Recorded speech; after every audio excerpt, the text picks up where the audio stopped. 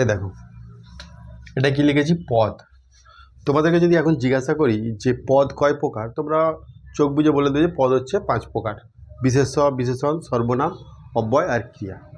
কিন্তু আমি যদি বলি পদ 2 প্রকার, তখন কেমন লাগবে? ব্যাস, অমনি সংশয় তৈরি হয়ে গেল। পদের যে গঠন, অ্যাকচুয়ালি সেই গঠন অনুসারে পদ কিন্তু 2 প্রকার। এবার তোমরা ভাবছো তাহলে আগে যেগুলো শিখেছি তাহলে সেগুলো কি ভুল? একদমই না, সেইগুলো ভুল না, সেইগুলোও দেখাবো। তার আগে এই যে আমি বললাম পদ 2 প্রকার, সেইটা আগে দেখে নাও। আমি দেখো, এইটা হচ্ছে নদী আর এইটা হচ্ছে জল। যদি এই দুটো যে বিশেষ্য পদ, এই দুটো বিশেষ্য পদ কোন বিশেষ্য পদ? বিশেষ্য পদের যে ভ্যারাইটিস আছে, বিশেষ্য পদের যে বিভাগ আছে, তার মধ্যে এই দুটো কোন ভ্যারাইটিসের মধ্যে পড়ছে? নদী তোমরা বলবে এটা স্যার জাতিবাচক, চলো জাতিবাচক। আর জলটাও যেহেতু যে কোনো জল হতে পারে, তাহলে সেইটাও হচ্ছে জাতিবাচক। কিন্তু না, এইটা জাতিবাচক হলেও জলটা কিন্তু জাতিবাচক নয়। কিন্তু কেন হলে এখানে একটা প্রশ্ন আছে, কয়েকটা প্রশ্ন আছে। কেমন আছে তোমরা সব? আশা করি ভালো আছো। বাংলা ব্যাকরণ বিদ্যা চ্যানেলে তোমাদেরকে আরও একবার স্বাগত। আর এই সপ্তাহে যারা ভালোবেসে চ্যানেলটাকে সাবস্ক্রাইব করেছো তাদেরকে অসংখ্য ধন্যবাদ। আর যারা সাবস্ক্রাইব করেনি তাদেরকেও অসংখ্য ধন্যবাদ।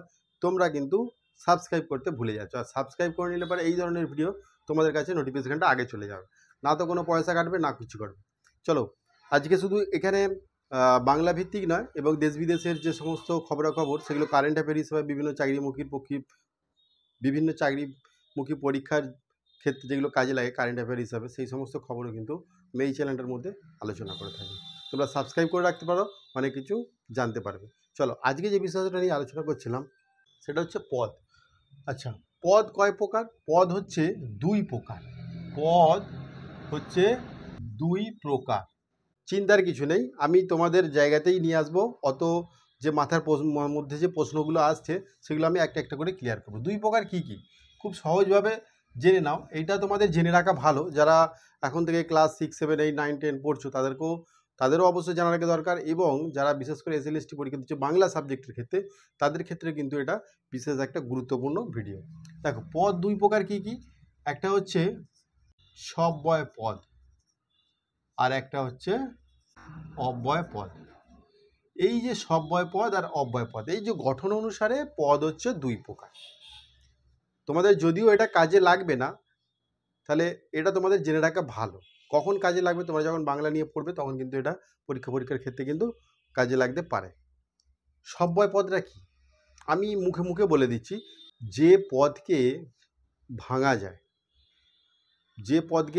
যায়, তাকে বলা হচ্ছে সব্যয় পদ। আর অব্যয় পদ তো জানো, যার কোনো ব্যয় নেই, অর্থাৎ যে পদকে ভাঙা যায় না সেইটা হচ্ছে অব্যয় পদ। এইটুকু পর্যন্তই তোমরা কিন্তু।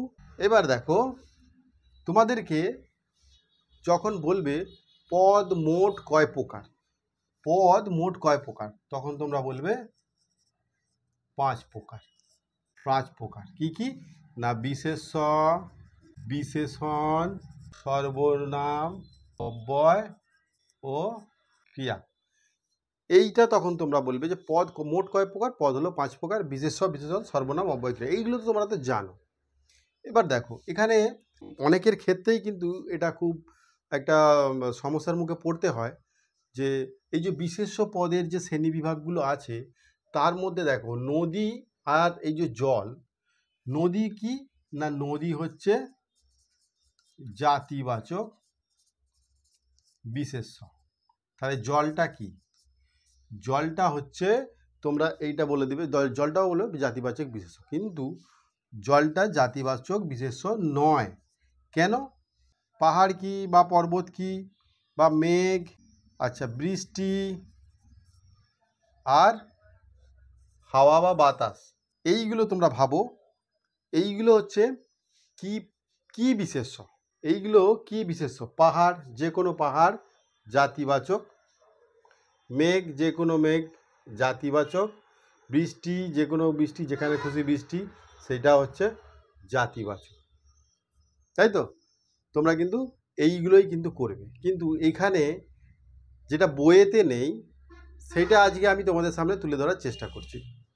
দেখো, বইতে তোমাদের নেই যে বস্তুবাচক বিশেষ্য, কারণ অনেক সময় বিভিন্ন চাকরিমুখী পরীক্ষাগুলোতে চলে আসে যে বস্তুবাচক বিশেষ্যর উদাহরণ একটি হলো, তোমাদেরকে অপশান দিয়ে দেবে যে পাহাড়, মেঘ, জল, নদী, এইরকম টাইপের উদাহরণ দিয়ে দেবে।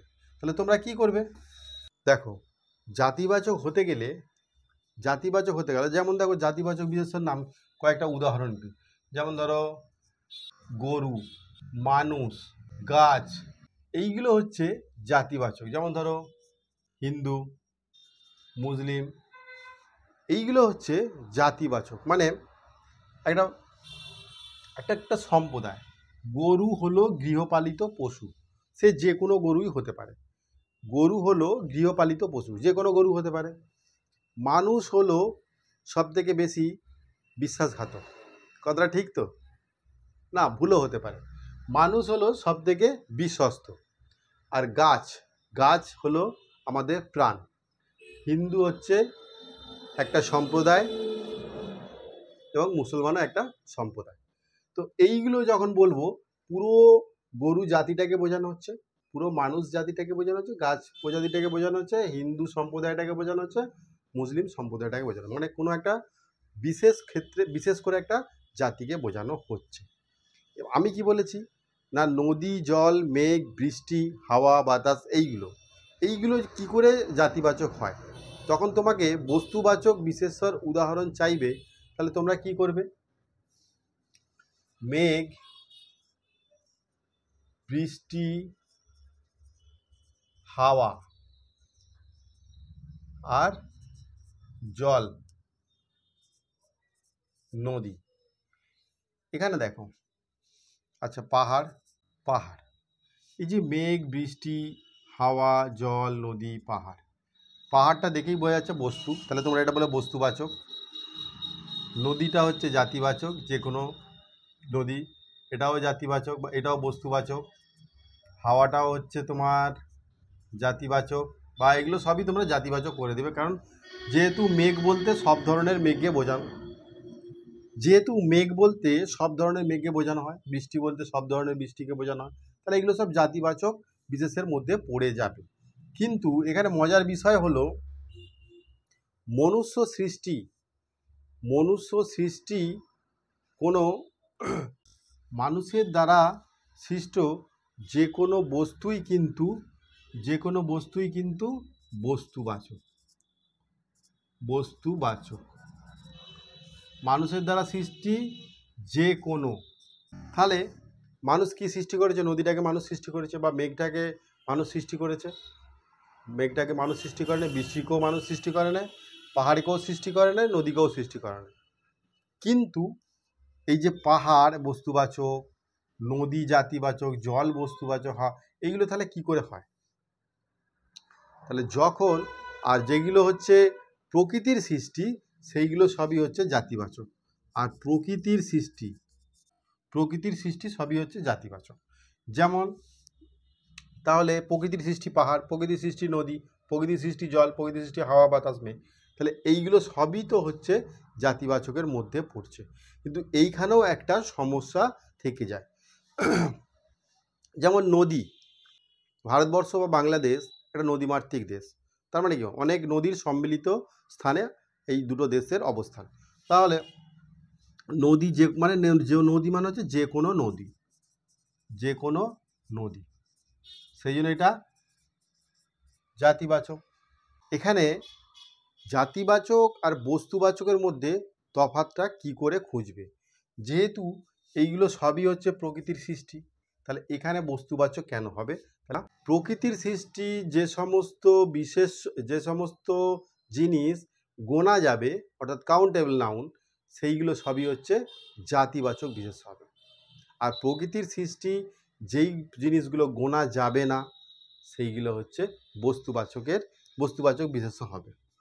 মেঘকে গুনতে পারো? মেঘ পারি না, তাহলে এটা বস্তুবাচক হবে।